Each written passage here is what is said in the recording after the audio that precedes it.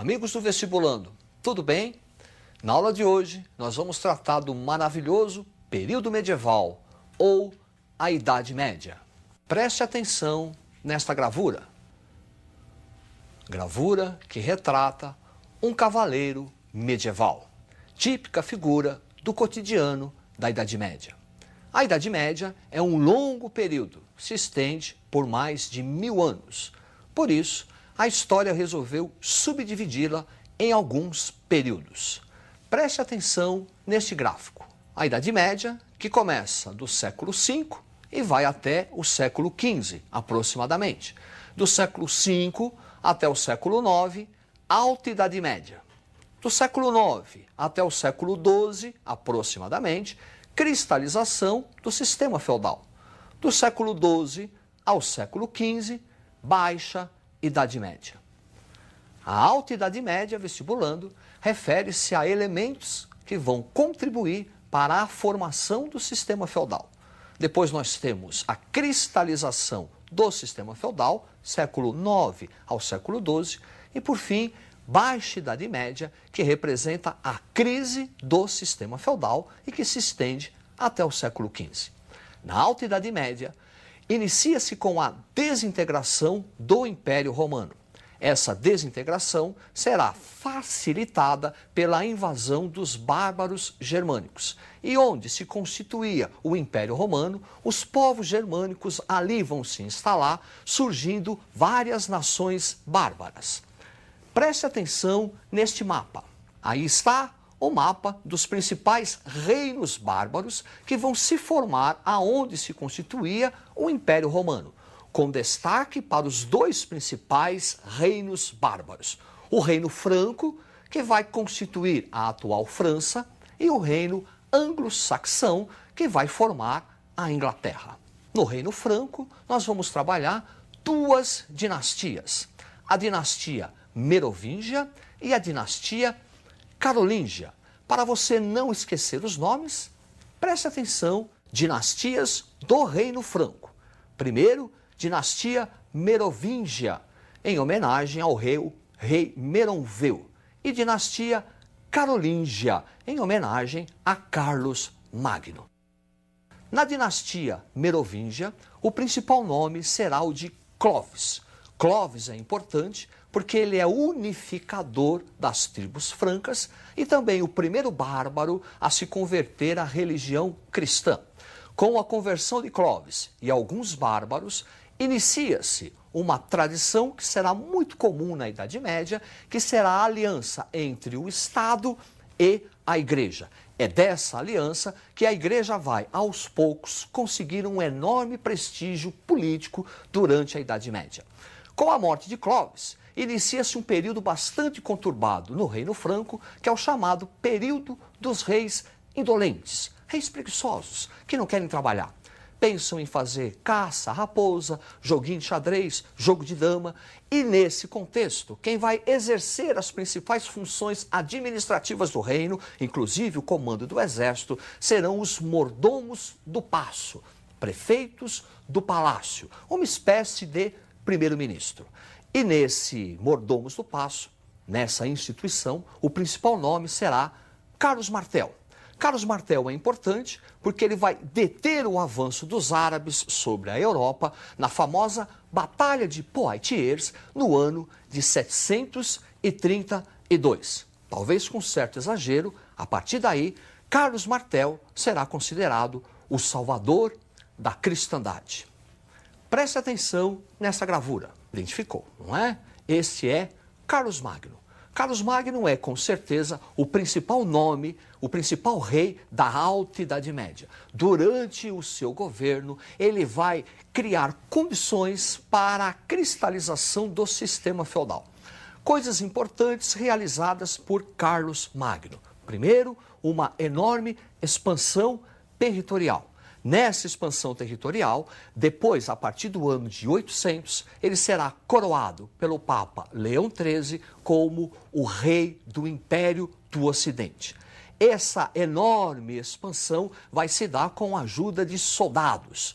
Para nós visualizarmos melhor essa expansão, preste atenção neste mapa. Aí está, Império Carolíngio, compondo boa parte da Europa Ocidental. Carlos Magno vai centralizar politicamente a administração e durante o seu governo vão se criar aquelas condições institucionais para a cristalização do sistema feudal. Para conseguir montar este império, Carlos Magno teve que arrebanhar um exército. E para conseguir a fidelidade desse exército, Carlos Magno passa a exercer a prática de concessão de benefício. E o principal benefício será a terra. Entregando a terra a soldados leais e guerreiros, Carlos Magno vai contribuir a longo prazo para a fragmentação do poder político. Preste atenção neste mapa. Aí está, este mapa refere-se à expansão dos árabes a partir do ano de 632. Observe que o mar Mediterrâneo está bem no centro dessa conquista. Além de um processo de ruralização já muito adicionado, já muito impulsionado durante o Império Carolíngio, essa expansão muçulmana, a partir do século VI, 632, também vai contribuir para um processo de ruralização da Europa.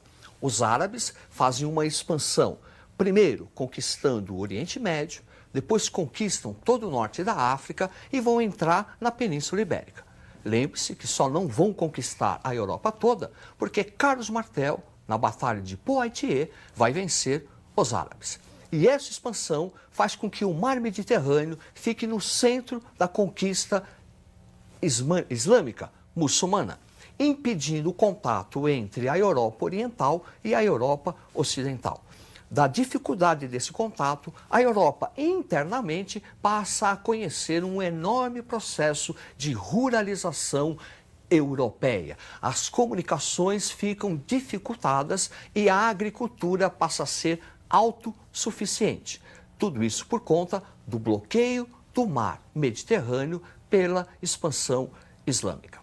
Um outro império também vai se destacar nessa Alta Idade Média. Será o chamado Império Bizantino. Preste atenção nesse mapa. O lado leste, Império Oriental, o lado oeste, Império Ocidental. O lado leste, Império Romano Oriental, terá como capital Constantinopla. É o nome latino em homenagem ao fundador da nova capital, Constantino. Só que essa parte oriental é uma parte helenizada, é uma parte grega. E o nome original de Constantinopla era Bizâncio. Daí o termo Império Bizantino, que é um importante império que vai se consolidar ao longo da Alta Idade Média. Nesse Império Bizantino, o principal nome é o nome de Justiniano, Imperador Justiniano, que vai, entre outras coisas, criar o cesaropapismo. O que é cesaropapismo? César é o título do imperador. Papa é a atribuição ao chamado bispo de São Pedro, o Papa. Cesaropapismo significa dizer que o imperador ele passa a ter uma autoridade sobre a religião. Ele passa a ter uma autoridade sobre a igreja.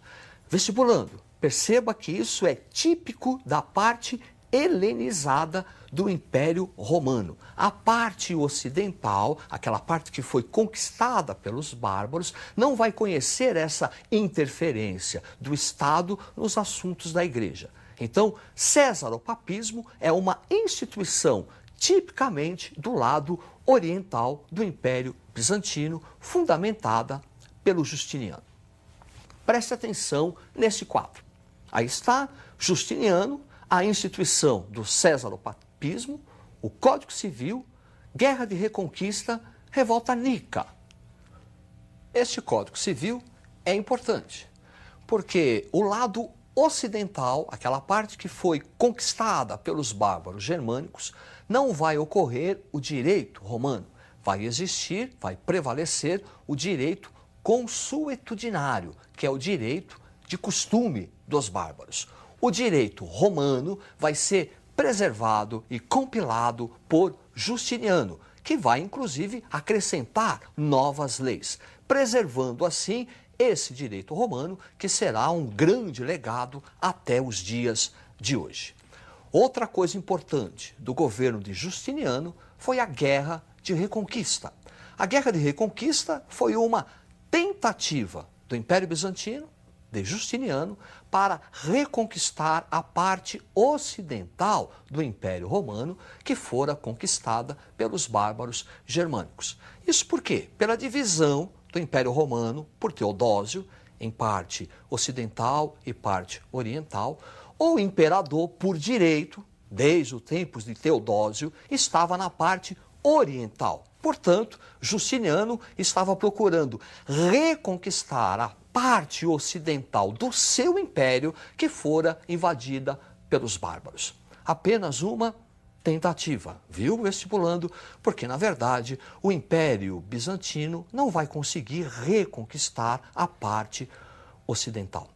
Porém, para fazer a guerra de reconquista, Justiniano foi obrigado a montar um exército, a montar uma esquadra, para poder fazer frente aos bárbaros germânicos. Na montagem desse exército, na montagem dessa poderosa esquadra, tinha que ter recursos militares, tinha que ter armas. E para isso, o imperador precisava de recursos financeiros.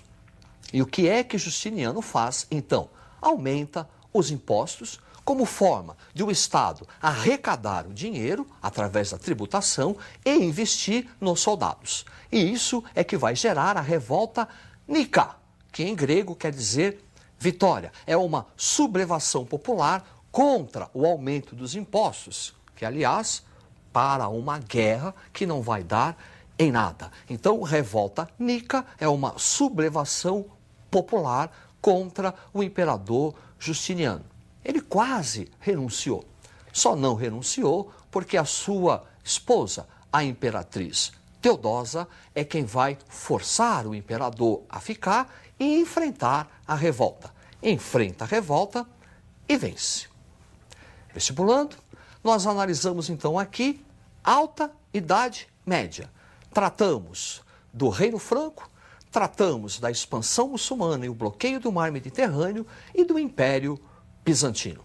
Na nossa próxima aula, nós vamos analisar o sistema feudal, a sua cristalização e a crise desse sistema feudal. É isso aí, até a próxima e uma boa sorte!